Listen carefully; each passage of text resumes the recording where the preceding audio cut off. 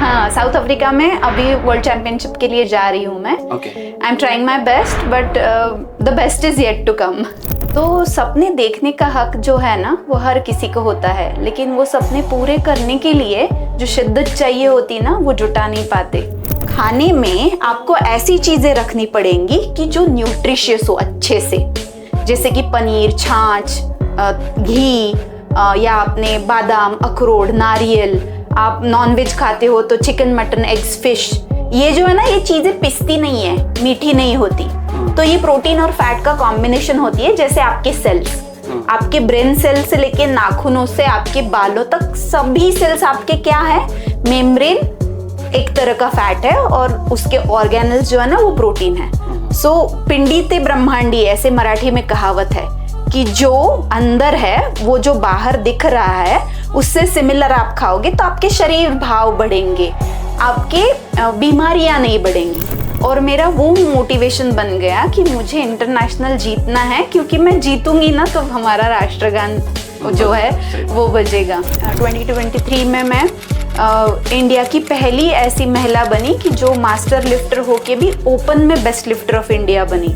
और एक औरत होने के कारण मैंने ये ऑब्जर्व किया है कि जब हमें ना दूसरे किसी के लिए, अपने पास वाले व्यक्ति के लिए या अपने प्रोफेशन के लिए कुछ करना पड़ता है तो हम बहुत आगे बढ़ बढ़ के करते हैं। और जब खुद के लिए, खुद के सपनों के लिए टाइम देने का वक्त आता है ना तो हमें एक back of the mind guilt महसूस होती है कि एक मध्यम वर्गीय महिला से ना बहुत सारे एक्सपेक्टेशंस होते हैं कि उन्होंने घर के बड़ों का सब कुछ करना है, घर के त्योहार जो है वो अच्छे से करने हैं, कुलाचार करना है, बच्चों की पढ़ाई लेनी है, घर की देखभाल करनी है, बाहर जाके घर के लिए पैसे भी कमाने हैं। तो ना उसने ये सब काम करके और कुछ कर रही है, जैसे गाना सीख रही है या डांस क्लास को जा रही है या पेंटिंग सीख रही है, तो लोग उसकी सराहना करेंगे। हाँ, लेकिन देखो ये भी होता है कि अगर ये काम बाजू रह गए और आप ये कुछ कर रहे हो, वो करके अगर आप कुछ हासिल करके घर जाते हो तो आपको ये पूछने वाले भी लोग होते हैं, इससे हमें क्या फायदा। नमस्कार, मैं हूं सर्वेश सिंह और स्वागत है आपका द राइजिंग भारत पॉडकास्ट के एक नए एपिसोड में। आज हमारे साथ एक ऐसी महिला है जिनके नाम पर हर भारतीय को गर्व होना चाहिए। वो विश्व चैंपियन पावर लिफ्टर होने के साथ साथ एक डॉक्टर और न्यूट्रिशनिस्ट भी हैं। उन्होंने राष्ट्रीय और अंतर्राष्ट्रीय लेवल पर भारत के लिए बहुत सारे पदक जीते हैं। 17 बार स्ट्रॉन्ग वुमेन ऑफ महाराष्ट्र, 7 बार स्ट्रॉन्ग वुमेन ऑफ इंडिया और एशिया कॉमनवेल्थ गेम से लेकर विश्व चैंपियनशिप तक उन्होंने भारत को अब तक 20 से ज़्यादा अंतर्राष्ट्रीय मेडल दिलाए हैं। वह 2 बच्चों की मां होने के बाद भी आज भी वह पावर लिफ्टिंग में प्रैक्टिस करती हैं और एक चैंपियन की तरह आगे बढ़ रही है। आज का पॉडकास्ट बस खेल या स्वास्थ्य पर नहीं होने वाला है, बल्कि उस आत्मविश्वास पर होगा जिसका हर भारतीय को एक जरूरत है।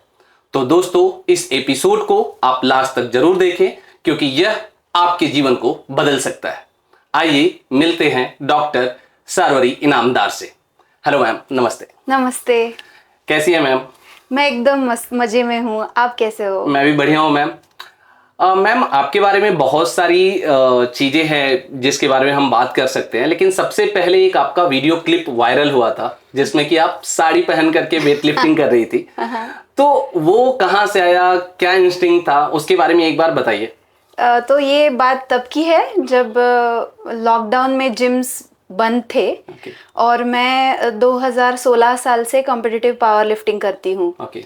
तो मेरा पहली बार सिलेक्शन होने को था इंटरनेशनल के लिए। नेशनल में मुझे मेडल मिला था। तो 2020 में मैं राह देख रही थी कि मेरी पहली इंटरनेशनल चैंपियनशिप मैं कब खेलूंगी।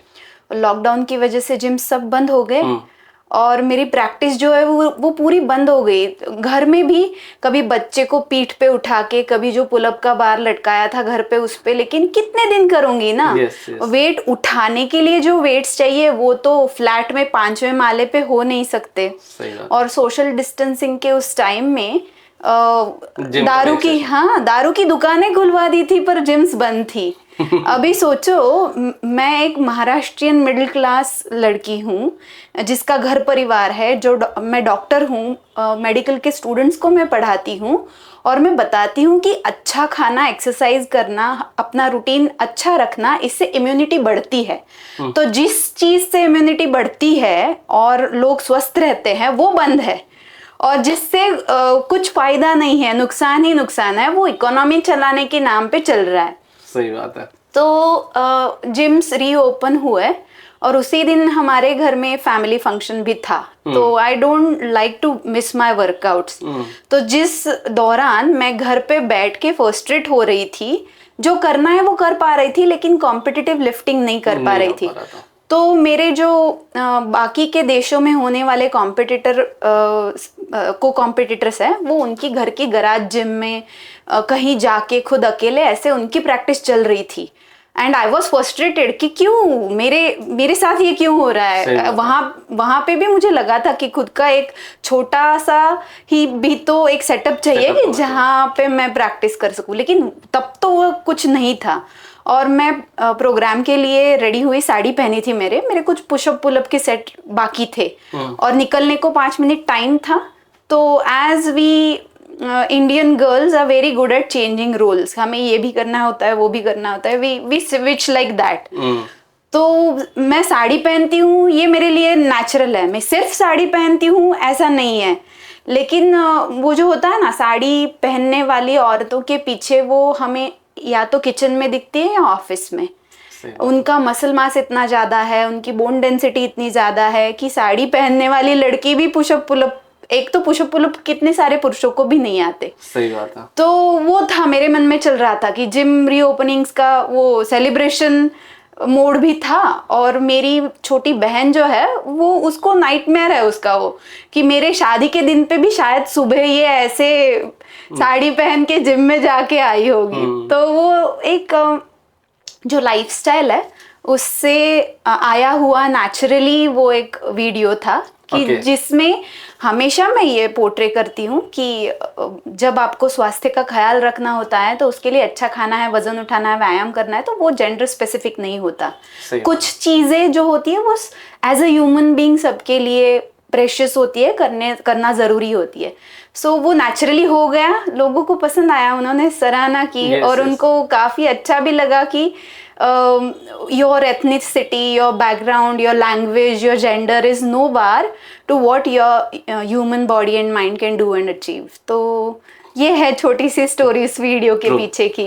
इंटरेस्टिंग है जो आपने बोला लास्ट में कि ड्रेस या एथनिसिटी या आपका लोकेशन या जेंडर, वो किसी भी चीज की कैपेबिलिटी, किसी भी इंसान की कैपेबिलिटी का एक द्योतक नहीं हो सकता। नहीं हो सकता। सो सही है, लिमिटिंग फैक्टर नहीं हो सकता है। सही। सो मैम, जब आपने पहली बार जब आप जीती थी, विश्व चैंपियन बनी थी, उसके बारे में अगर कुछ आप बताएं, यादें, क्या प्रिपरेशन था, जब पार्टिसिपेट कर रही थी, कंपटीटर्स को देख करके क्या माइंड में था, और जब जीतने के बाद वो पोडियम पे जाने के बाद अक्सर तो हमारे पास वही वीडियो या क्लिप्स आते हैं जो विनर होते हैं, राइट? तो उस टाइम पे जब राष्ट्रगान बजता है तो सबके मन में एक भाव तो आता है, लेकिन जब वो जिसने अचीव किया उसके मन में एक अलग भाव आता होगा। तो एक आप अगर जर्नी को बताएं, पार्टिसिपेशन से लेके and winning and then going to the podium. ये this question is very close to my heart. मुझे गूज़बम्स आए हैं अभी कि 2023 की बात है, 2 साल हो गए इस बात को। तो सपने देखने का हक जो है ना, वो हर किसी को होता है, लेकिन वो सपने पूरे करने के लिए जो शिद्दत चाहिए होती ना, वो जुटा नहीं पाते शायद लोग। और एक औरत होने के कारण मैंने ये ऑब्जर्व किया है कि जब हमें ना दूसरे किसी के लिए, अपने पास वाले व्यक्ति के लिए या अपने प्रोफेशन के लिए कुछ करना पड़ता है तो हम बहुत आगे बढ़ के करते हैं। और जब खुद के लिए, खुद के सपनों के लिए टाइम देने का वक्त आता है ना, तो हमें एक back of the mind guilt महसूस होती है कि इतना सारा है, इतने सारों का सब कुछ करना है, तो हम खुद के लिए कैसे टाइम निकाल पाएंगे। So when I started competing back in 2016-17, तब मुझे ये डिसीजन लेने में ही बहुत टाइम लगा कि मुझे कॉम्पिटिटिव खेलना है कि नहीं खेलना। तो मेरे छोटे भाई के साथ मेरा बहुत लंबा डिस्कशन हुआ। मैं पहली बार नेशनल को सिलेक्ट हुई थी तब। 4-5 साल तक हाथ में कुछ मेडल्स नहीं आ रहे थे, मेहनत तो उतनी करनी पड़ती थी, और आप मेहनत कर रहे होते हो तो आप बाकी की आपकी जवाबदारियां हैं वो डिनाई नहीं कर सकते। तो जब शुरुआत की थी तो वर्ल्ड चैंपियनशिप तो छोड़ो, वो स्टेट और नेशनल का मेडल भी देखना बहुत मुश्किल है, हो पाएगा कि नहीं ऐसा लग रहा था। सही बात। लेकिन उस टाइम पे मेरा डिफॉल्ट जो है ना बचपन से ही, I use to say that comparison is a thief of joy, so always try to be better version of yourself. तो वो बी बेटर यू का जो कंसेप्ट है ना, उससे मेरी कितनी स्ट्रेंथ बढ़ सकती है ये देखना मैंने शुरू किया कंपटीशन को बाजू में रख के। लेकिन आपकी स्ट्रेंथ जैसे जैसे बढ़ती जाती है तो आप वो जीतने के 2-5 किलो में आ जाते हो, और तब आप ना पीछे नहीं हट सकते। तब ना आप पुणे डिस्ट्रिक्ट के लिए खेलते हो, महाराष्ट्र के लिए खेलते हो, आगे जाके इंडिया के लिए खेलते हो, तब आप ये आपके जो प्रिंसिपल्स है ना वो आपको ट्वीक करने पड़ते हैं। Now you don't only have to be the best you can be, but you have also that responsibility of representing your district, state और नेशन। तब आपको जाके दूसरों के साथ लड़ना पड़ता है, और मेरा वो मोटिवेशन बन गया कि मुझे इंटरनेशनल जीतना है, क्योंकि मैं जीतूंगी ना तो हमारा राष्ट्रगान जो है वो बजेगा। तो मेरी वर्ल्ड चैंपियनशिप की तैयारी चल रही थी अच्छे से।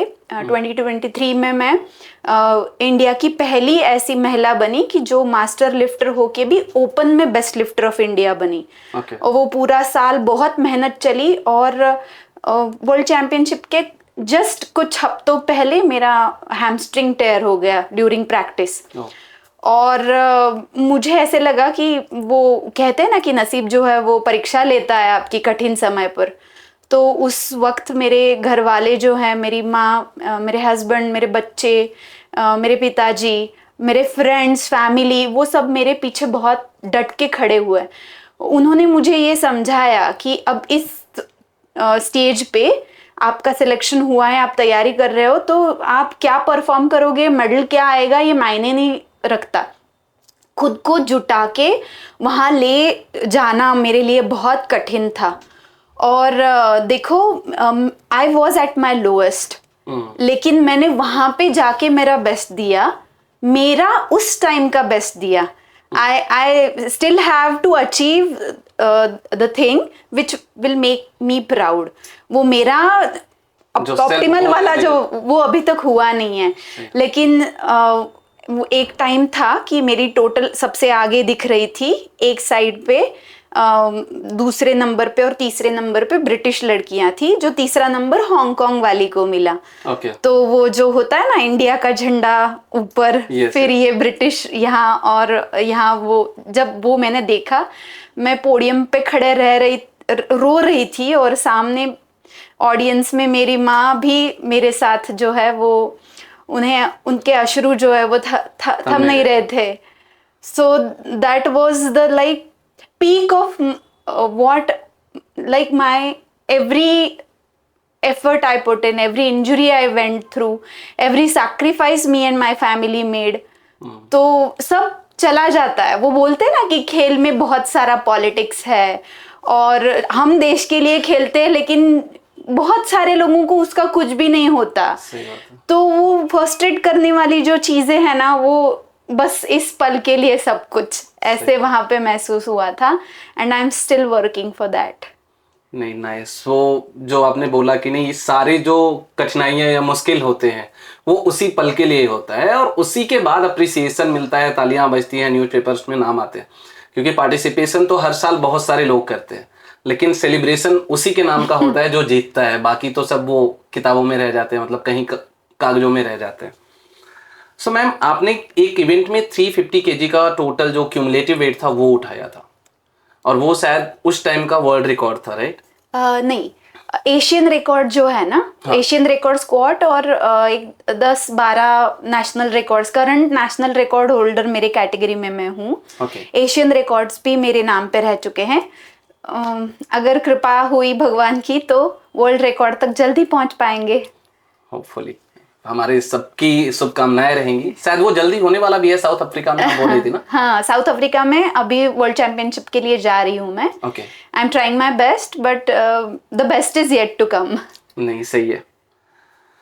मैम, जो क्लीचे है या एक जो रूढ़िवादिता है कि अगर भारतीय परिवार में और ख़ास तौर से जहाँ से हम लोग आते हैं मिडिल क्लास फैमिली से, वहाँ पे अगर महिलाओं की शादी हो गई और उससे पहले कुछ उन्होंने नहीं किया है प्रोफेशनली, तो वो वहीं पे करियर, मतलब 99.9% शायद मैं कह सकता हूँ पेपर पे कहीं ना मिले, बट वो किल हो जाता है, उनका जो प्रोफेशनल एस्पिरेशन होता है वो किल हो जाता है। बट आपने शादी के बाद, जैसा आपने बताया था कि लगभग 15 साल बाद, क्योंकि 20 साल की उम्र में आपकी शादी हो गई थी और 34-35 से आपने प्रोफेशनली परस्यू किया इसको, जबकि आप 2 बच्चों की माँ ऑलरेडी बन गई थी। तो 2 बच्चों की माँ बनने के बाद और फिर इतना डिफिकल्ट स्पोर्ट है ये, फीमेल फ्रेंडली नहीं है, it's not a field game. यहाँ पे आपको वेट उठाना है, जिसके लिए कि मतलब अगर आपको देखा जाए तो आपका फिजिक भी वो सपोर्ट नहीं करता है। हम लोग मजाक में ऐसे बैठे हुए थे तो फ्रेंड के साथ मैंने बोला कि इतनी हल्की दिखती है और इतनी भारी वजन वो उठाती है, तो कहाँ से ये दिमाग में कहाँ से आया और कितने लोगों ने सपोर्ट किया, कितने लोगों ने अपोज किया, उसके बारे में अगर थोड़ा बताएं। कैसे हैं, आपने बहुत सही बात करी कि आपने जो भी पॉइंट्स बोले ना, वो हर एक पॉइंट को ओवरकम करके कंटिन्यूएशन में कंसिस्टेंटली ये करना शुरू से आसान था ही नहीं। क्योंकि प्रॉब्लम ऐसा है ना, कुछ स्पोर्ट्स जो होते हैं वो ग्लैमरस होते हैं। देखो, अगर ओलंपिक में भी नहीं है तो क्रिकेट की लोकप्रियता कितनी है हमारे यहाँ पे, और वो स्पोर्ट छोड़ के शायद कोई स्पोर्ट मालूम भी नहीं है, ऐसी सिचुएशन है अभी।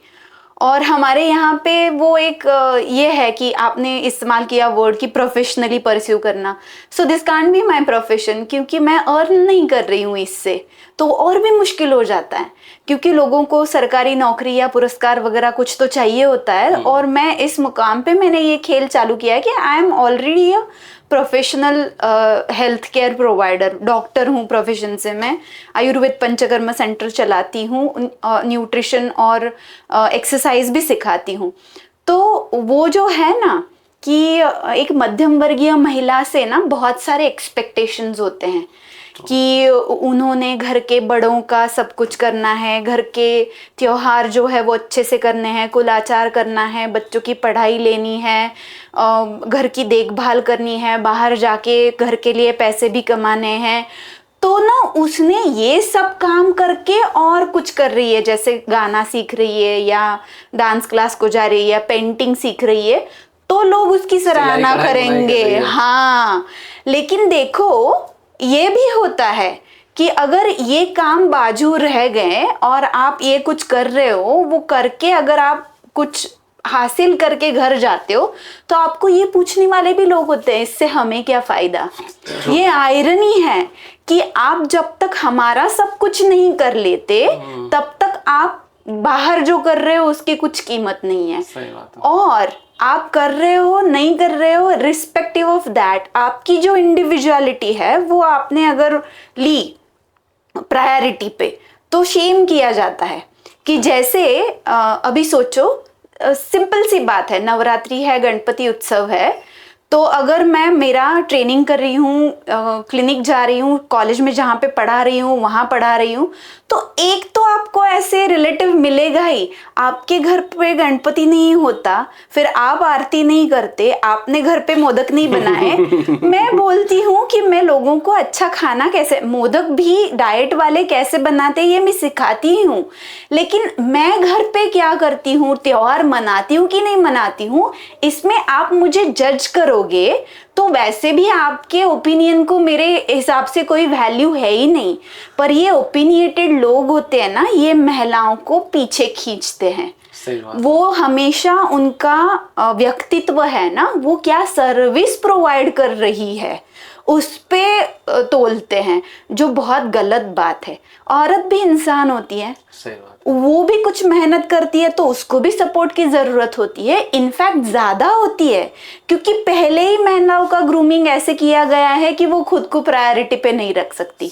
अगर रखती है तो उनको गिल्ट दिया जाता है।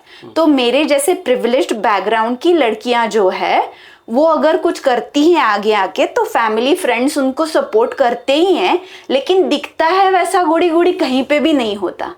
वो परसेप्शन जो है ना कि इस उम्र में मैं अगर खेल रही हूँ, मेडल्स ला रही हूँ, तो बोलने वाले लोग है ही, ये तो बच्चों की खेलने की उम्र है, वो क्या खेलते हैं, वो कौन से स्पोर्ट में है। तो मैं बोली वो पढ़ाई कर रहे हैं, अच्छे से एक्सरसाइज कर रहे हैं, तो उनपे क्यों पीयर प्रेशर डाल रहे हो आप कि माँ अगर खेल रही है तो बच्चों ने खेलना ही है, या उन्होंने स्कूल में नहीं पहला नंबर लाया तो खेलने में तो पहला नंबर, ऐसे क्यों आप जज करते हो हमेशा लोगों को। ये जो जजमेंट्स है ना लोगों के, ये कभी रुकने वाले होते नहीं। महिलाएं जब तक इनसे बाहर नहीं आएंगी ना, तब तक उनको वो समझ में ही नहीं आएगा कि उनको कुछ करना है, वो करने से अलाइव फील होता है। I have been always bleak and weak child. चिढ़ाते थे मुझे बचपन में, मैं बहुत वीक थी, इसलिए तो मुझे नहीं लगा था कि कभी भी मैं स्ट्रेंथ के स्पोर्ट पे आऊंगी। It is been a very very difficult journey. मैंने वही सोचा कि अगर मैं एक्सीडेंटली आई इस गेम में, ये जो है ना ऊपर का 1200 ग्राम का भेजा, उससे 50-55 किलो की नीचे वाली जो बॉडी है वो क्या क्या कर सकती है, ये जो क्यूरियोसिटी है, उससे मेरी कॉम्पिटिटिव लिफ्टिंग की शुरुआत हुई। Otherwise gaining strength, gaining muscle mass, bone density बढ़ाना, आयुर आरोग्य बढ़ाना, इसके लिए जो जो चीजें करनी चाहिए वो करते समय मुझे वजन उठाने की जो व्यायाम का प्रकार है उसका पता चला। एक्सीडेंटली मैं गई, वो परस्यू करने का मैंने डिसीजन लिया, और उसमें मैं क्या क्या कर सकती हूँ, वो वाला जो एक्सप्लोरेशन है, वो जर्नी अभी भी चालू है। नहीं, सही है।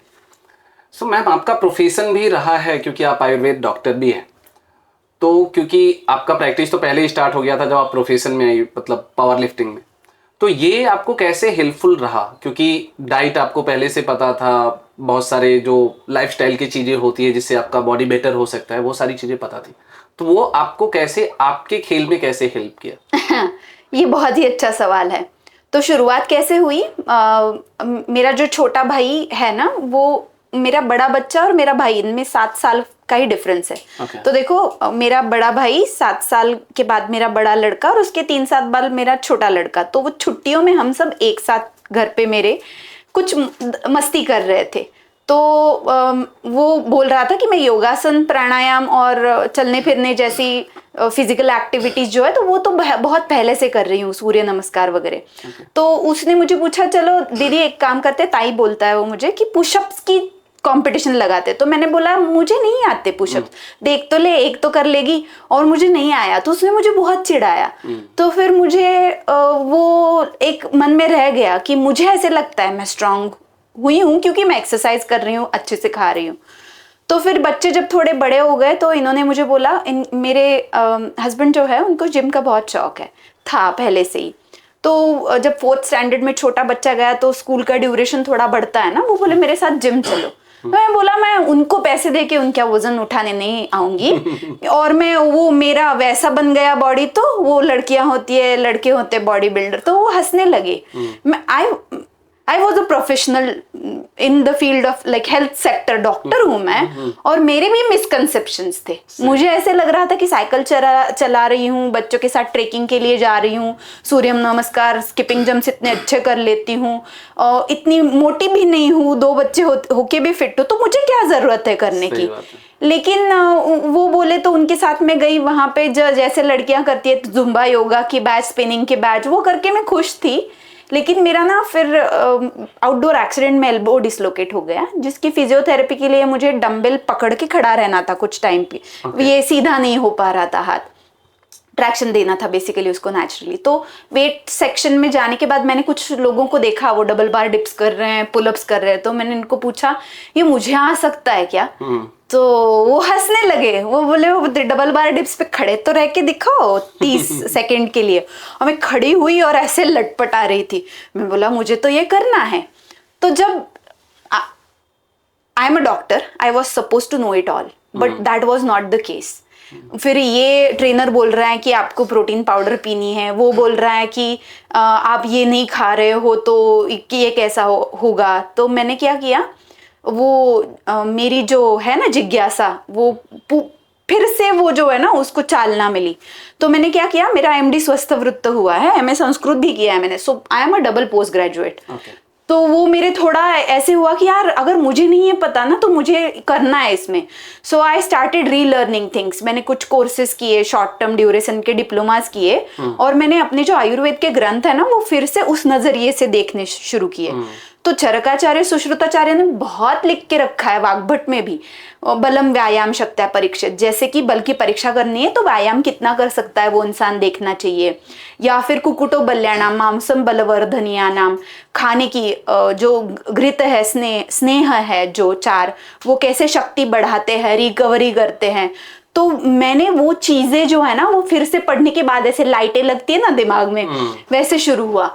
And I relearn the whole process of eating right, sleeping for recovery, and training for not training up to failure, कि keeping something in the tank for the other day, another day. तो सर्वदर्शन संग्रह कहते हैं आयुर्वेद को. मतलब आयुर्मान और उसकी quality बढ़ाने के लिए जो जो चीजें हेल्पफुल है उन सबका संग्रह जो है वो आयुर्वेद है. मतलब जिस फील्ड से आपको जो, मतलब नाड़ी देख के आपको कुछ चीजें पता चलेंगी, लेकिन ब्लड रिपोर्ट देख के दिख रहा है कि HbA1c बढ़ी है, उस पेशेंट की ब्लड ग्लूकोज नीचे लाने की जरूरत है, तो आप उसकी भी हेल्प ले सकते हो. आप कर्मठ रह के नहीं मैं सिर्फ नाड़ी देख के ही सब बताऊंगी, ये अच्छा अप्रोच नहीं है, ऐसे मुझे लगता है. तो मैं आयुर्वेद में पहले ही सीख चुकी थी. इसका उपयोग मुझे मेरी शास्त्रम दृष्टि प्रकाशार्थम, मतलब मेरा खुद के जो अभ्यास था उसकी दृष्टि लेके नए जगह पे प्रकाश पड़ा. जैसे हम मशाल लेके जाते हैं अंधेरी गुफा में, तो जैसे जैसे आगे बढ़ते हैं आगे आगे का रास्ता दिखाई देता है. तो पहले तो अंधेरा होता है वहां पे, लेकिन नई चीजें नजर आती है. वैसा हुआ. तो मुझे आयुर्वेद की बहुत हेल्प हुई. अभी भी मैं सीख रही हूँ, सीखना मैंने कभी स्टॉप नहीं किया, उस चीज की भी बहुत मदद हुई. और सबसे ज्यादा जरूरी बात, मैं ये जो सब कर रही हूँ ना उसको मेरे फैमिली, फ्रेंड्स, मेरे स्टूडेंट्स और मेरे पेशेंट्स, उनको सबको फायदा होता है इस चीज का. That makes me like, that is the most satisfying fulfilling thing for me, कि जो छोटी सी क्यूरियोसिटी से शुरू हुई चीज जो है वो इतने सारे लोगों को बेनिफिशियल हो सकती है. नहीं, सही है. और आपने बीच में जो एक टर्म बोला कि इट्स नॉट लाइक कि आप जो एक पुरानी आदतें या जो चले आए हैं प्रैक्टिस की, नहीं आपने नाड़ी टच किया और बोला कि नहीं फीवर है या something like that. There are certain things जिसके लिए आपको टेस्ट भी कराना पड़ेगा और उसके हिसाब से मेडिकेशन लेना पड़ेगा या प्रैक्टिस करना पड़ेगा. सो आप, क्योंकि आप आयुर्वेद में हैं, प्रैक्टिशनर हैं, तो मैं उस साइड ही ज़्यादा पूछूंगा. सो खान पान का कितना असर पड़ता है एक आम इंसान के लाइफ में, क्योंकि एक्सरसाइज वो एडिशनल टास्क हो जाता है. मैं खुद भी उसका शिकार हूं. मैं खाने पे कंट्रोल कर सकता हूं, बट जैसे ही होगा कि एक्सरसाइज करना है वो थोड़ा सा अलग लग जाता है. तो खान पान से आदमी या औरत, जो खास तौर से छोटे शहरों में लोग हैं वहां पे जिम भी नहीं इजिली अवेलेबल है, मेडिकेशन भी इजिली अवेलेबल नहीं है. सो खान पान से आदमी क्या क्या चेंजेज अपने लाइफ में ला सकता है और उससे कितना हेल्प मिलेगा, अगर उसके बारे में आप थोड़ा सा बताएं. एकदम क्रूशियल क्वेश्चन है ये आपका, कि एक्सरसाइज करो ना करो, आप 2 वक्त का खाना तो हर कोई खाता है, क्योंकि जो बेसिक आधार स्तंभ है जीने के, आहार, निद्रा, व्यायाम, विचार, इसमें आहार जो है वो पोषण है. मतलब हमारा शरीर जो है ना उसका उसमें रहने वाला मन और आत्मा, उसका वेसल है ना ये. तो शरीर अच्छा है तो आयुर्मान अच्छा है, और उसमें रहने वाला मन और आत्मा वो भी अच्छे से रहेंगे उस घर में. तो मैं बोलती हूँ कि बहुत आसान प्रिंसिपल है कि आपने खान पान में क्या करना चाहिए ये पहचानने का. पहले तो जनरलाइज जो है ना वो जिन लोगों को लागू होता है ना उनकी संख्या बहुत कम है. सो मैं हमेशा बोलती हूँ इट्स अ 75-25 रूल, कि जैसे आपके घर में फैमिली हिस्ट्री, जैसे कि आपके माँ बाप, दादा दादी, नाना नानी, चाचा बुआ, मौसी मामा, ये जो आपके सगे ब्लड रिलेटिव्स है ना, तो उनमें किसी को BP, diabetes, heart disease, cancer, kidney failure, stroke, paralysis, asthma, allergy, fatty liver, या फिर हाइपोथायरॉयड, ओबेसिटी, ऐसे कुछ है फैमिली हिस्ट्री. तो आप ना वो 25% में से नहीं हो जो है ना पत्थर भी खा लेंगे और पचा लेंगे, उनको कुछ नहीं होगा. तो आप उसमें से नहीं हो. आप जनरल पॉपुलेशन में से हो कि जिनको खाने से होने वाले जो मेटाबॉलिक डिसऑर्डर्स बोलते हैं इनको आप प्रोन हो. तो वो 25% वाले जो लोग होते हैं ना, उनको फैमिली हिस्ट्री नहीं होती, खुद को भी मेटाबॉलिक डिसऑर्डर नहीं होती, तो वो लोग मेरे पास कब आते हैं कि हम पहले से एथलीट हैं, हमारा पेट जो है वो फ्लैट है लेकिन हमें सिक्स पैक चाहिए, हम मॉडल्स हैं, हमें फोटो शूट करनी है, हमें फिल्म मिली है, उसके लिए बॉडी कॉम्पोजिशन चेंज करना है, कुश्ती का वेट कैटेगरी चेंज करना है। तो उनके गोल्स जो होते हैं ना, वो परफॉर्मेंस या लुक मैनिपुलेशन ओरिएंटेड होते हैं, मेटाबॉलिक डिसऑर्डर ओरिएंटेड नहीं होते। ये वाले जो लोग होते हैं ना, इनके खाने के लिए अभी वो लोग क्या करेंगे, दाल चावल रोटी, थोड़ा सा इधर उधर एक्सरसाइज कर लेंगे, 80-90 साल तक जिएंगे। 4-5 लोग तो आपको 90 के ऊपर के ऐसे मिलेंगे आउट ऑफ 100 कि उनको कुछ भी नहीं करना पड़ता उनकी हेल्थ के लिए। दाल रोटी सब्जी चावल खा लेंगे और उनकी जिंदगी कट जाएगी। ये बाकी वाले होते हैं ना, उनकी तरफ देखते हैं और क्या बोलते हैं, ये क्या खा रहे हैं, दाल चावल और रोटी सब्जी, तो हमें क्या खाना चाहिए, वही खाना। तो होता क्या है कि वो लोग नसीब से गए हैं, आपको कर्म करके वहां तक जाना है। अगर ये पहचान लेते हो ना, तो आप गांव के हो, फीमेल हो, मेल हो, शहर के हो, एक्सरसाइज कर रहे हो नहीं कर रहे हो, हेक्टिक शेड्यूल है नहीं है, तो आप वो पहचान पाओगे कि मुझे कितना मेहनत करना जरूरी है अपनी हेल्थ की तरफ। Can I take my health for granted? इसका आंसर ये खूब बहुत कम लोगों के लिए होता है। जो ग्रांटेड नहीं ले सकते ना, वो ही ग्रांटेड लेते हैं। That is the irony. तो अगर आप उन जनरल लोगों में से हो कि जिनको मेटाबॉलिक डिसऑर्डर्स की हिस्ट्री है, तो उनको जो धान होता है ना, जो फ्लोर मिल गिरनी से पीस के आटा करके लाने वाली चीजें जो होती है, वो शुगर में कन्वर्ट होती है ब्लड स्ट्रीम में सब। तो मैं बताती हूँ, जो भी पिसता है वो शुगर है ह्यूमन ब्लड में। तो देखो, रोटी शुगर हुई, चावल शुगर हुआ, बिस्किट, ओट्स, जो कुछ भी पिसेगा वो सब क्या हुआ, शुगर हुआ। और ये शुगर से एनर्जी जो है ना चलने बोलने के लिए लगती है, ये एक्सट्रैक्ट करने की कैपेसिटी उन 25 लोगों की सबसे ज्यादा होती है, ना कि इन 75 की। इसलिए उनका रोटी सब्जी खा के चल जाता है। और ये लोग जो होते हैं ना, जो शुगर को एनर्जी में इस्तेमाल नहीं कर सकते, उनके बॉडी में फैट सेल्स होते हैं, तो वो फैट में कन्वर्ट हो जाती है। फैट सेल्स नहीं है तो आप पतले होके भी आपको बीपी डायबिटीज सब होता है। तो इसलिए खाने में आपको ऐसी चीजें रखनी पड़ेंगी कि जो न्यूट्रिशियस हो अच्छे से, जैसे कि पनीर, छाछ, घी, या आपने बादाम, अखरोट, नारियल, आप नॉनवेज खाते हो तो चिकन, मटन, एग्स, फिश, ये जो है ना, ये चीजें पिसती नहीं है, मीठी नहीं होती। तो ये प्रोटीन और फैट का कॉम्बिनेशन होती है। जैसे आपके सेल्स, आपके ब्रेन सेल से लेके नाखूनों से आपके बालों तक सभी सेल्स आपके क्या है, मेम्ब्रेन एक तरह का फैट है और उसके ऑर्गेनल्स जो है ना वो प्रोटीन है। सो पिंडी ते ब्रह्मांडी, ऐसे मराठी में कहावत है कि जो अंदर है वो जो बाहर दिख रहा है उससे सिमिलर आप खाओगे तो आपके शरीर भाव बढ़ेंगे, आपके बीमारियां नहीं बढ़ेंगी। तो होता क्या है, आप खाना ऐसे खाते हो कि जिससे बीमारी बढ़ेगी और एक्सपेक्ट क्या करते हो कि हेल्थ बढ़ेगी।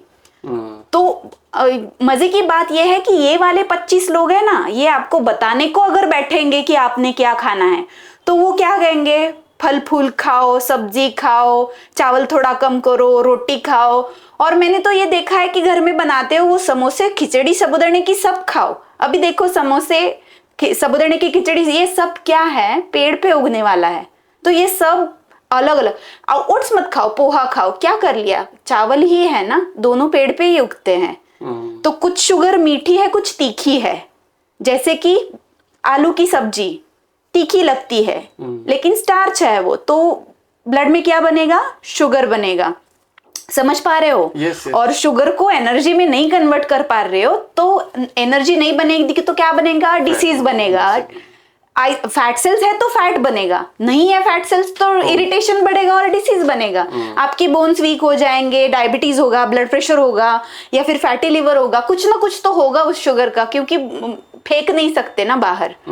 तो इसलिए आपका मेटाबॉलिज्म जो है ना वो पहचानने के बहुत आसान तरीके हैं। इसीलिए यहाँ पे जब मेरे पेशेंट्स या क्लाइंट्स आते हैं तो उनका पहला वाला केस टेकिंग हिस्ट्री जो होता है वो वही होता है कि बॉडी कॉम्पोजिशन क्या है, बॉडी फैट परसेंटेज क्या है, फैमिली हिस्ट्री क्या है, ब्लड रिपोर्ट्स क्या कह रहे हैं, नाड़ी क्या कह रही है, उसकी नींद कैसी है, पेट साफ होते हैं कि नहीं सुबह। तो ये डिटेल्स हुए।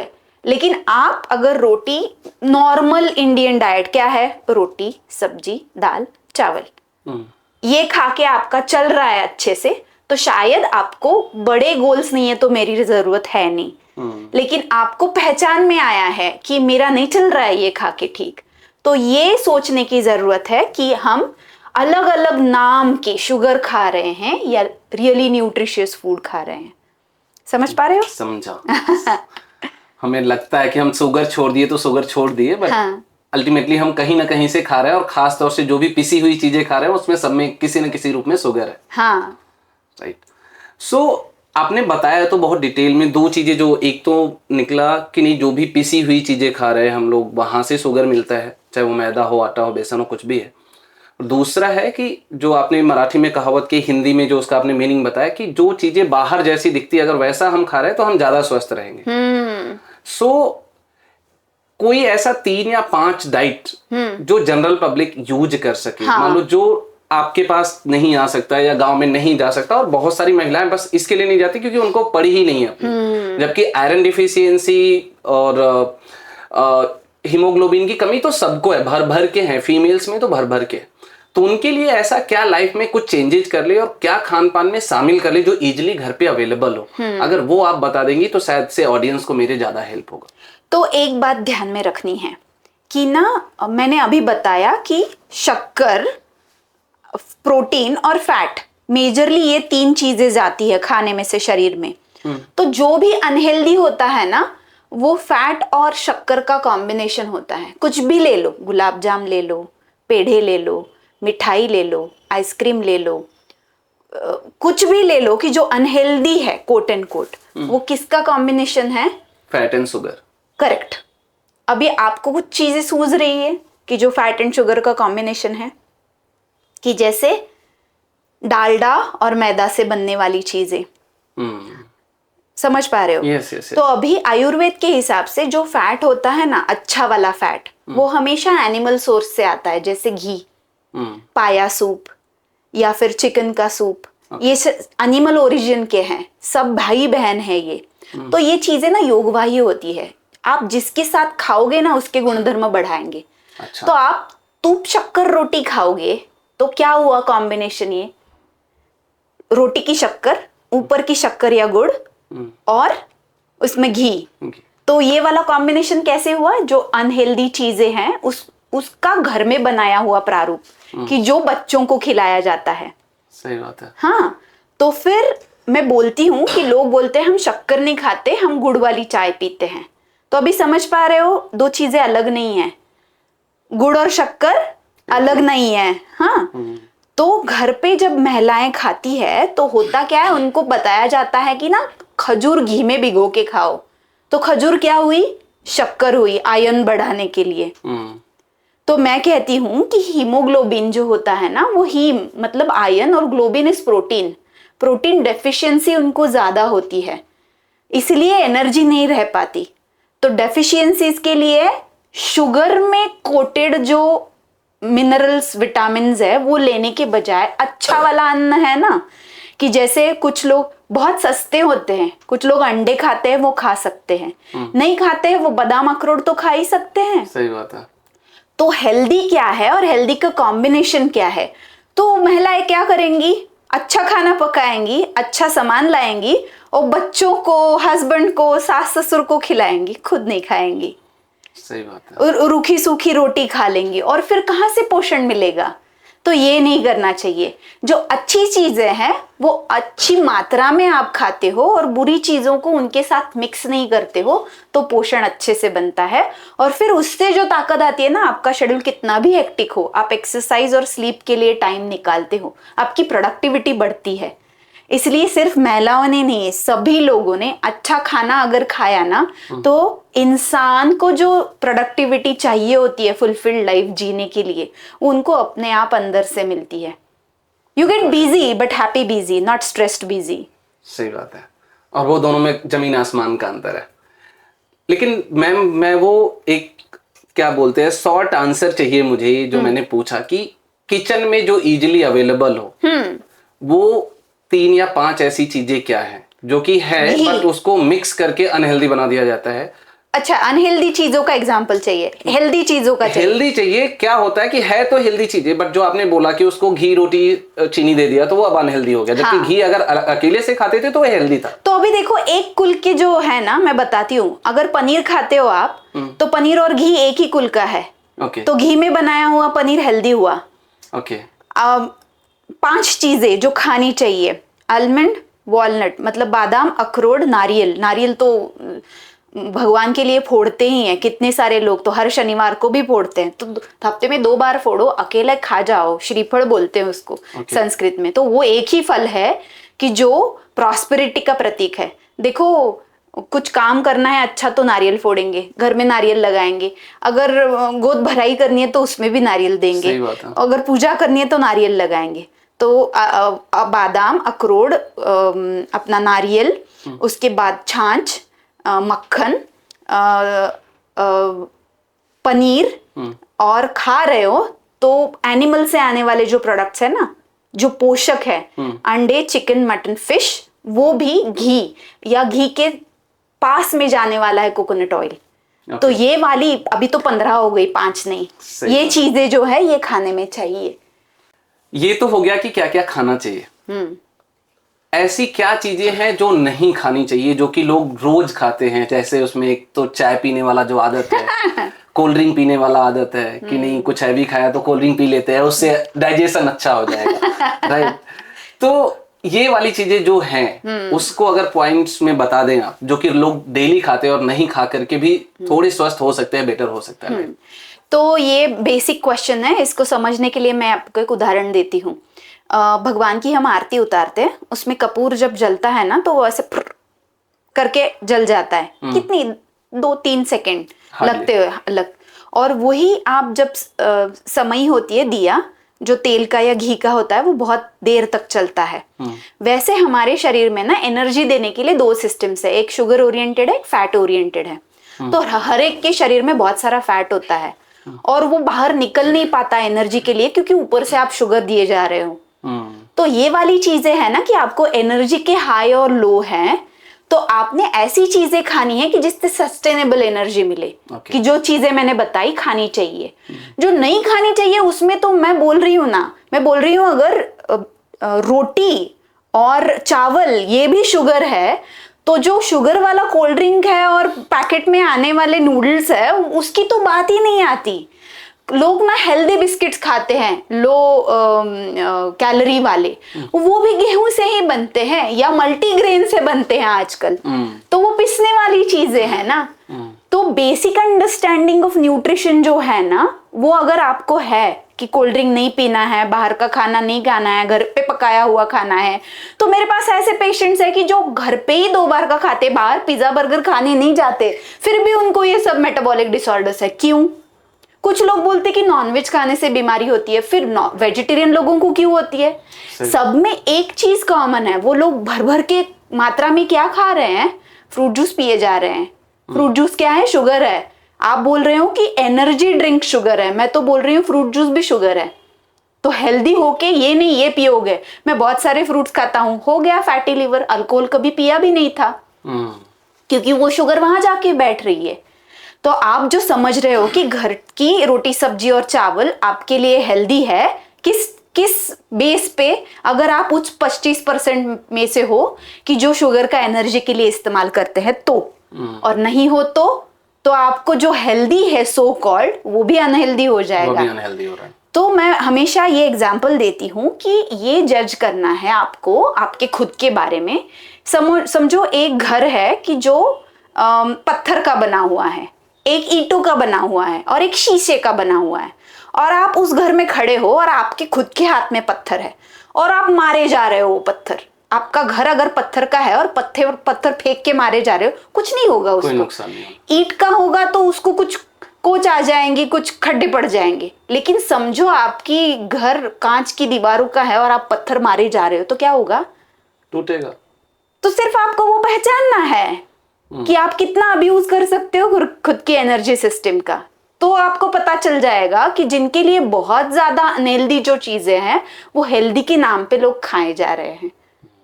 तो ऐसे जनरल वाले जो टर्म्स होते हैं ना, उनको राइट सोर्स से नॉलेज इकट्ठा करना और वो इस्तेमाल करना, ये बहुत ही महत्वपूर्ण बात है। थोड़ा सा दिमाग लगाएंगे ना तो वो मिल जाता है। मैम वो उसके लिए आप जैसे लोगों से कन्वर्सेशन करना पड़ता, इजीली अवेलेबल नहीं है लोग, सो वो एक प्रॉब्लम होता है। हम लोग काफी डिटेल में चले गए और वो टॉपिक ऐसा है कि स्वास्थ्य पे आजकल लोग बहुत बात करते हैं। सही बात और है। धीरे धीरे लोग अप्लाई भी कर रहे हैं, जागरूकता भी आ रही है। जितना दूसरे गलत चीजों का, जैसे जो फास्ट फूड है या जंक फूड है, उसका कंजम्पशन बढ़ रहा है, धीरे धीरे लोग कम भी कर रहे हैं, क्योंकि अल्टीमेटली सबको पता चल रहा है कि क्या सही है, हेल्दी क्या रहने के लिए गलत क्या है। जरूरी है और क्या नहीं है। आपके आते हैं फिर से प्रोफेशनल लाइफ की तरफ, जो दूसरा प्रोफेशन है आपका। तो ये आपका जो जिम का नाम आपने रखा है वो कोड ब्रेकर है। तो कोड तो आपने वास्तव में बहुत सारे ब्रेक करे हैं, तो उसको नाम रखने का क्या कुछ स्पेसिफिक मोटिव था, दिमाग में था, कैसे था? तो शुरू में जब मैंने सोचा था, जब मेरे मन में आया था कि एक मुझे छोटी स्पेस चाहिए कि जहाँ पे मैं खुद का ट्रेनिंग कर सकूं, और जो ऐसे पागल लोग हैं ना कि जिनको स्ट्रेंथ बढ़ाने का कीड़ा है, तो उन लोगों के लिए भी एक हम्बल अबोर्ड ऑफ स्ट्रेंथ जो है ना वो मिल सके उनको। तो कोड ब्रेकर नाम के पहले मुझे डोपामिन रश जो है ना वो नाम बहुत पसंद आया था, पर बहुत सारे लोगों को शायद पता ही नहीं चलता कि उसका मतलब क्या है। तो ना डोपामिन एक ऐसा केमिकल है ब्रेन में कि जो ना कुछ अच्छी चीजों से भी आता है, बुरी चीजों से भी। जैसे शुगर खा लो, चॉकलेट खा लो, दारू पी लो, सिगरेट फूक लो, तो ना एडिक्टिव चीजें जो होती है ना वो डोपामिन का शॉट देती है, तो उससे ना हाई फील होता है, हैप्पी फील होता है। और कुछ ऐसी चीजें हैं जो अच्छी है, जो डोपामिन रश देती है, वो कि आप अच्छा खाना खा रहे हो, एक्सरसाइज कर रहे हो, आप प्यार में हो, या फिर आप अच्छी नींद लेके फ्रेश उठे हो सुबह, तो ये चीजें भी डोपामिन का हिट देती है। So your life becomes that high naturally, कि जीने का जो आनंद है ना वो बहुत मजे से आता है। तो ये डोपामिन रश का मीनिंग जो है ना वो ध्यान में रख के उस टाइम पे जब एक्चुअल मेरा सपना सामने उतरने को था, तो उस टाइम पे वो मेरा साड़ी का जो वीडियो है वो ऑलरेडी वायरल हो चुका था, मेरा आहार क्लिनिक जो है वो पहले भी सेट हो चुका था, मैं कुछ रिकॉर्ड्स भी ब्रेक कर रही थी। और बहुत सारे लोगों को लगता है स्ट्रेंथ का फील्ड जो होता है उसमें औरतों का कुछ काम होता नहीं है, तो कुछ मेल ईगोज जो होते हैं वो भी मैंने डिस्टर्ब कर दिए थे नोइंगली अननोइंगली। मुझे करना नहीं था, पर अभी फ्रजाइल होते हैं कुछ लोगों के, तो वो भी हो गए थे। सो वो, और एक एथिकल हैकर्स भी होते हैं ना कि जो अच्छी चीजों के लिए अंडरग्राउंड रह के काम करते हैं, उनको भी कोड ब्रेकर्स कहा जाता है। तो वो मेरा जिम का सेटअप भी वैसे है कि रॉ एकदम पतरा बितरा है ऊपर, और कुछ भी कितना भी वजन उठाओ वहां पे कुछ प्रॉब्लम नहीं आता। So it's a close knit community कि जिसमें जो जनरल कोड्स ऑफ सोसाइटी है कि महिलाएं वजन नहीं उठा सकती, या सिर्फ पतले होने के लिए जिम की जाती है, ऐसे जो नॉर्मल कोड्स है उनको ध्यान में न रखते हुए वो ब्रेक करने के लिए जो काम करते हैं, रिकॉर्ड्स ब्रेक करने के लिए काम करते हैं। जिनको स्ट्रेंथ बढ़ानी है, सिर्फ पतला नहीं होना है, उनके लिए है। और जो जनरल मीनिंग है कि अपना जो डीएनए का हेलिक्स होता है ना उसका भी एक कोड होता है, तो उसको कहते हैं जेनेटिक्स। और ये जेनेटिक्स का एक्सप्रेशन जो होता है ना जीन्स का, वो एपिजेनेटिक्स से चेंज होता है। और एपिजेनेटिक्स का मतलब होता है एनवायरनमेंट, मतलब आप क्या खाते हो, सेल का एनवायरनमेंट, क्या खाते हो, कैसे एक्सरसाइज करते हो, क्या सोचते हो, नींद कैसी है आपकी, इससे आपका जीन एक्सप्रेशन बदलता है। इसको भी breaking the code of that helix कहा जाता है। तो मल्टीपल मीनिंग्स है। So that is why it was a code breaker, where we get that shot of dopamine every day when we visit there. So it's the name. Nice. Ma'am आप, खैर महिलाओं का उम्र तो नहीं बताया जाता है, पूछा भी नहीं जाता है, लेकिन क्योंकि आपका जो उम्र का नंबर है वही एक इंस्पिरेशन है कि 40 साल की उम्र में इस लेवल पे, मतलब आपने प्रोफेशनली, ऐसा भी नहीं कि आप फ्री बैठी हुई थी, आप ऑलरेडी एक एमडी हैं, डॉक्टर हैं, आपका क्लिनिक चल रहा था, सारी चीजें हैं, उसके बाद इतना फिजिकल हार्डवर्क करके और ये चीजें अचीव कर रहे हो, तो एक तो खुद के लिए मोटिवेशन आता है, दूसरा एक सोसाइटी के लिए मोटिवेशन और इंस्पिरेशन आप पास करते हो। तो आपको वो रोल मॉडल बन के या बनने में कैसा लगता है? तो ये बहुत ही क्रूशियल क्वेश्चन पूछ लिया आपने। सो I don't want to be a role model for anyone because I know that inspiration and motivation never works. That's why I teach how to be disciplined. Motivation na, inspiration 2 दिन के लिए होता है. So if people want to get inspired by what I do, they can get inspired. वो inspiration जो है ना वो चलता नहीं है. और जब मैं खुद को रोल मॉडल के एक कैरेक्टर में देखती हूँ ना, तो वो मेरे लिए बर्डन हो जाता है. मैं हमेशा कहती हूँ आई प्रैक्टिस व्हाट आई प्रीच. मतलब मैं आपको ये नहीं बताऊंगी कि आप ये करो क्योंकि मैं कर रही हूँ. नहीं, आपको ये करना जरूरी है आपके खुद के लिए, तो आपने ये करना है. उसके लिए इस तरीके से आपने डिसिप्लिन जो है वो इम्प्लीमेंट करनी है. तो लोग मुझे रोल मॉडल अगर समझते हैं, छोटी छोटी बच्चियां होती है, उनकी माएँ भी होती है, बच्चों के जो पापा होते हैं ना या दादा होते हैं ना, घर में जो पुरुष होते हैं, वो भी उनको दिखाते हैं मेरी वीडियो कि इनके जैसे कुछ करो, आप बनो कुछ. तो अगर वो पॉजिटिवली इंस्पायर होते हैं और उससे उनमें डिसिप्लिन आती है कुछ करने की, तो उसकी मैं ज़्यादा सराहना करूँगी. क्योंकि होता क्या है, जब मैं रोल मॉडल बन जाती हूँ ना, तो people tend to do that कि मैं ये कर रही हूँ इसलिए आप ये करो. वो गलत बात है, क्योंकि आपके गोल्स, आपके ड्रीम्स, आपकी दिनचर्या, आपका रूटीन शेड्यूल, ये जो है ना वो आपके खुद के लिए टेलर्ड है. देखो, जिसको मेरे जैसे बनने का ड्रीम नहीं है, उसको अगर किसी ने फोर्स किया तुम ऐसे बनो, तो उसके लिए वो तो नाइटमेयर हो जाएगा ना. सही बात है. जो जिंदगी का मजा है ना, वो आने के लिए जो कुछ करना है डिसिप्लिन में रह के, वो करना जरूरी होता है. And I trigger that part of your mind and your body कि आप खुद का जो फुलफिलमेंट है, खुद का जो प्लेजर है, खुद का जो जिंदगी जीने का वेलबींग का आनंद है, वो बढ़ाइए. तो इसीलिए ना, तो बहुत सारे लोग बोलते हैं ना कि इतना सारा है, इतना क्यों करना है और इतनी भागदौड़ करनी है, तो फिर जीना क्यों है. आप ये नहीं खाते हो, आप इतना ट्रेनिंग करते हो, आप 5 घंटे जिम में थे आज, तो फिर फायदा क्या है. ऐसे बोलने वाले भी लोग होते हैं.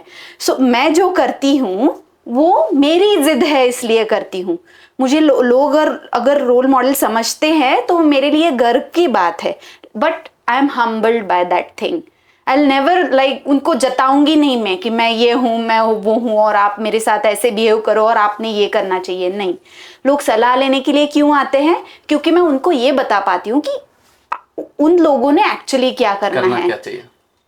सो मैम, आप वैसे तो बहुत सारे लोगों के लिए इंस्पिरेशन है, बट आपके बच्चों के लिए आप किस तरीके से एक रोल मॉडल है, या क्या कन्वर्सेशन होता है? क्योंकि उनके लिए उनके घर में ही एक रोल मॉडल अवेलेबल है, तो उनके ऊपर आपका किस तरीके से असर पड़ता है और वो आपको किस तरीके से देखते हैं?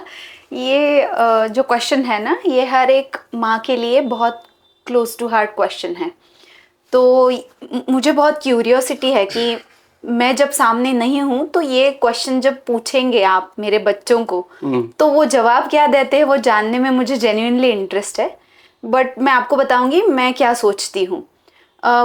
बच्चे जो है ना, they'll not do what you ask them to do. They'll do what you are doing. That is what I believe. कि आप खुद जंक खा रहे हो, उनको बोल रहे हो अच्छा खाना खाना है. आप खुद रात को जाग के कुछ स्क्रीन पे कर रहे हो, भले ही काम हो आपका कि जो आप दिन में निपटा सकते थे, और बच्चों को बोल रहे हो उन्होंने रात में जाग कर नहीं कुछ करना है. आप उनको बोल रहे हो मैदान पे जाके खेलो, गेम्स ना खेलो, और आप खुद पीठ दर्द, कमर दर्द लेके बैठे हो दिन भर बैठ के काम करने की वजह से, आप एक्सरसाइज के लिए टाइम नहीं निकाल रहे हो. तो वो हिपोक्रेसी हो जाती है. बच्चे ना चिढ़ जाते हैं कि ये हमेशा ये करो वो करो बोलते रहते, खुद तो कुछ करते नहीं है. तो आपका आदर करते ना, तो ये सब मन में बातें करेंगे, उनका मोनोलॉग चालू हो जाएगा उनके दिमाग में. तो कभी ना बच्चों को टॉर्चर नहीं करना है. जो आप खुद नहीं कर पा रहे हो वो उनके ऊपर लादना नहीं है कभी, कि जैसे मुझे स्पोर्ट्स पर्सन बनना था इसलिए तुम बनो, मैं नहीं बन पाया. मुझे डॉक्टर बनना था, मैं नहीं बन पाया तो तुम बनो. ये वो ना, आप ऐसे वस्तु की तरह इस्तेमाल नहीं करोगे. वो बच्चे आपके हैं, तो आपकी जिम्मेदारी है कि उनको प्रोवाइड करना, उनको अच्छा व्यक्तित्व देना, अच्छी जिंदगी का मतलब समझाना, उनको अच्छे विचार देना, जिससे वो जिंदगी अच्छी जी सके. अगर आप उनको ला दोगे ना, आपका जो कहना है वो खुद ना करे हुए, तो वो आपको जज करते बैठेंगे और जो करना चाहते हैं वो भी नहीं करेंगे. So I try to be the person who leads by example.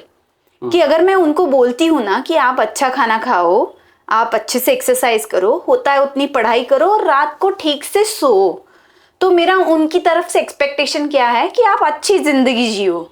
वो बहुत बेसिक और सब माँ बाप को चाहिए अपने बच्चों के लिए। तो एक्स्ट्रा स्ट्रेस क्रिएट करना, एक्स्ट्रा प्रेशराइज करना और सिर्फ उनके पीछे खिटखिट करते रहना खुद कुछ ना करके भी, ये तो मैंने अवॉइड किया है पहले से ही। लेकिन जब चिढ़ जाती हूँ उन पे, तो मैं भी माँ ही हूँ, तो कुछ तो शर्म करो, ये शब्द तो आते ही है मेरे मुंह से भी। लेकिन that is what I guess कि उनको अच्छा लगता होगा, प्राउड फील होता होगा।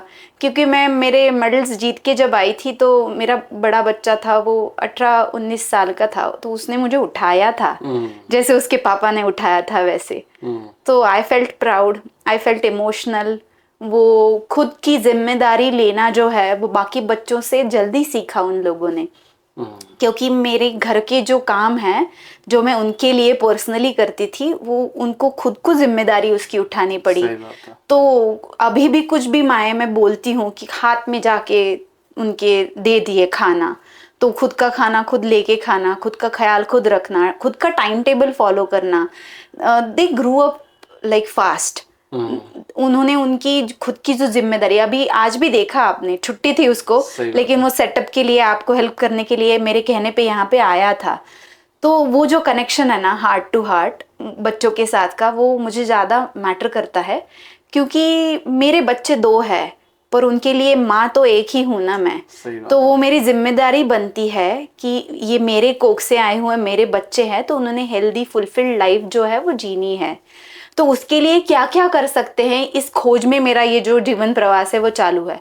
उससे अगर उनका बेनिफिट होता है तो मुझे उससे ज्यादा क्या चाहिए। और सही बात है मैम। एक सोसाइटी को खास तौर से जो फीमेल हैं, जो बच्चियां हैं, उनके लिए किस तरीके का एक मैसेज आप देना चाहेंगी, एक स्ट्रॉन्ग मैसेज? क्योंकि बहुत सारी महिलाएं, जो आपने स्टार्टिंग में भी बोला कि वो जो एक रूढ़िवादिता है या एक जो पहले से चला है कि नहीं, महिलाएं तो घर में खाना बनाने के लिए, परिवार का देखभाल करने के लिए, बच्चों का देखभाल करने के लिए, और उसके बाद अगर थोड़ा बहुत समय बच गया तो अपने बारे में सोच लो, इसके लिए ही बनी है, ना कि ऐसे ही स्पोर्ट्स में जाने को, पढ़ाई लिखाई करने को या प्रोफेशनल करियर बनाने को उस तरफ जाती हैं। तो आप ऐसी बच्चियों को और ऐसे बच्चियों के गार्जियंस को, पेरेंट्स को, और ऐसी बच्चियां जहाँ पे रहती हैं उस सोसाइटी को क्या मैसेज देना चाहेंगे? ये बहुत ही बड़ी बात है आज के ज़माने में। महिला जो होती है वो एक, उसके अंदर बच्ची जो होती है ना कायम रहती है। और वो बच्ची है ना जो इंसान बन के अगर डेवलप होती है ना, तो फिर वो सब कुछ कर सकती है। मैं ये नहीं कह रही हूँ कि लड़के लड़कियाँ सेम हैं, कभी हो ही नहीं सकते, क्योंकि निसर्ग ने ही उनको अलग अलग बनाया है, उनके रोल्स ही अलग अलग हैं। खाना बनाना और उससे आपको आनंद मिलता है और आप वो चूज करते हो ना, तो आप वो करो। आप होम मेकर हो, इस चीज से आपको कोई टीज नहीं कर सकता या कम नहीं दिखा सकता, क्योंकि आपने वो चूज किया है। लेकिन आपको वो नहीं करना है, फिर भी करना पड़ रहा है। इसके लिए आप क्या कर सकते हो वो मैं बताना चाहूंगी। पहले महिलाओं को ना अपनी जो व्यक्तित्व है ना वो हाथ में लेने के लिए बहुत ही बेसिक चीज़ है ये, कि एजुकेशन मैटर करता है, जिससे आप अगर कुछ भी बैकग्राउंड नहीं है तो फाइनेंशियली इंडिपेंडेंट हो सकते हो। आप उद्योग तो कर ही सकते हो, पर नौकरी जो है ना बहुत सारे महिलाओं के लिए प्रेफरेंस होती है, क्योंकि उनको बैकग्राउंड नहीं होता, एक्सपोजर नहीं होता। सही बात है। तो education is a basic human right, जैसे कि अन्न वस्त्र निवारा है वैसे। तो एजुकेशन तो लेना जरूरी है। उसके साथ साथ आप एक व्यक्ति होने के हिसाब से आपको ना कोई तो एक ये चाहिए, हॉबी जिसे बोलते हैं, कि जिसका इकोनॉमिक ट्रांसफर जो है ना, मॉनेटरी गेन्स, वो हो सके या नहीं हो सके वो आप पे निर्भर नहीं करेगा। कि किसी को पॉटरी बनाने का शौक है और वो बेचना नहीं आता, तो वो वेस्ट है, ऐसा नहीं है। क्योंकि औरतें ना इमोशनल होती है, उनका इमोशनल रेगुलेशन या आउटलेट अच्छे से हुआ नहीं ना, तो वो फ्रस्ट्रेटेड फील करती है। बहुत सारी महिलाओं को ना क्रिएटिविटी बहुत अच्छी लगती है, और वो क्रिएटिविटी बाहर नहीं आती है ना, तो वो डिप्रेशन में चली जाती है। जो रोज सुबह उठ के काम करके थक के सो के फिर उठना है, वो पीसने, चक्की में पीसने वाला जैसा रूटीन है ना, उसके लिए महिलाएं नहीं बनी हुई हैं। और वो होता क्यों है? क्योंकि ना मैं बोलती हूँ ये अलग किस्म की स्लेवरी है। I am a man, I am earning the money which is needed by the family, so everybody does everything for me. आपने मेरे कपड़े धोने हैं, आपने मेरा खाना पकाना है, आपने मुझे पानी लाके देना है, आपने झाड़ू पोछा करना है, ये सब कर रहे हैं ना, इसकी वैल्यू 0 हो जाती है। सही बात है। और इसकी वैल्यू जिसको नहीं है उसके लिए आप करे जा रहे हो ना, तो फिर वो एग्जॉस्ट हो जाती है, वो कुछ कर नहीं पाती। मैं देखती हूँ कितनी सारी महिलाएं क्लिनिक में आके रोती हैं इस चीज पे कि मेरा कुछ अस्तित्व ही बचा नहीं है। तो इसके लिए क्या करना है, इकोनॉमिकली इंडिपेंडेंट बनना है। इमोशनल रेगुलेशन और इमोशनल कनेक्शन, एक औरत का दूसरे औरत के साथ फ्रेंड होना बहुत जरूरी है इस चीज में, कि वो एक दूसरे को इस मसले से निकाल पाए, कुछ पॉजिटिव सॉल्यूशंस दे पाए। और तीसरी बात जो है ना, कि सबको आप रखते हो और खुद की तरफ ध्यान नहीं देते हो जब तक बहुत लेट ना हो जाए। जब आप physically, mentally, emotionally, economically, spiritually, socially independent बनने का ट्राई करते हो, तो उसके लिए जो ग्रूमिंग लगता है ना, वो सोसाइटी से, पेरेंट्स से, गार्डियंस से आता है। और एक अच्छी महिला जो अपने सपनों का पीछा कर रही है, वो उस प्रगत सोसाइटी का प्रतीक है कि वहां पे महिलाओं को इंसानों की तरह, ना कि स्लेव्स की तरह रखा हुआ है। तो आपको अगर देखना है कि कितना डेवलप्ड है पर्टिकुलर समाज, तो वहां की औरतें क्या कर रही है ये देखना जरूरी है। और आपको लगता है कि आपकी बच्चियां ऐसे हो, इमेजिन करो, अगर एक औरत सोचती है कि मैं जिस एनवायरनमेंट में रह रही हूं वैसा सेम एनवायरनमेंट मेरी कोख से जन्मी बच्ची के लिए मुझे चाहिए कि नहीं चाहिए, और वो अगर ये आंसर निकल के आता है कि नहीं, शी डिजर्व्स बेटर, तो चेंज वहीं से शुरू होना चाहिए। एक पिता को लगता है क्या कि वो अपनी बीवी को जैसे कर रहा है ट्रीट, वैसे उसकी बच्ची को उसका हस्बैंड या उसके घर वाले करें? आंसर जो है ना, वो बताएगा कि वहां चेंजेस जो है वो जरूरी है। तो मेरा ये कहना है कि बच्चियां जो है वो इंसान है, ये समझ के ग्रो अगर होती है तो वो इंडिपेंडेंट बनती है, अच्छी जिंदगी जीती है, और वो बेसिक यूनिट होती है फैमिली का। अगर वो सुखी है ना, तो कुटुंब और समाज जो है ना वो ज्यादा सुखी रहेगा। हमारे जो एंसेस्टर्स हैं, फ्रीडम फाइटर्स हैं, उन्होंने बलिदान देके हमें स्वातंत्र्य दिया है। अगर उसमें एक भी कुटुंब का सदस्य स्वतंत्र नहीं है, तो वो जो मिला ऊपर से स्वातंत्र्य, उसका फायदा क्या है? सही बात है। तो इसलिए मेरा बच्चियां जो है ना, उनका ग्रूमिंग करना उनके आजू बाजू के हाथ में है। पर जो बड़ी हो रही है ना, टीनेज में है, महिलाएं बन रही है, गृहिणी है, अभी उनकी उम्र भी शायद निकल गई है, उन ग्रुप को, मुझे उस ग्रुप को बताना है, अभी भी टाइम नहीं गया है। You can think for yourself, you can do something for yourself, so that you can get that fulfilment, you can get that satisfaction of living as a human being. कीड़े मकोड़े तो है नहीं हम लोग। सही बात है। और वो जब मिलता है ना, तो जीने का आनंद आता है, और उसी लिए तो सब चल रहा है।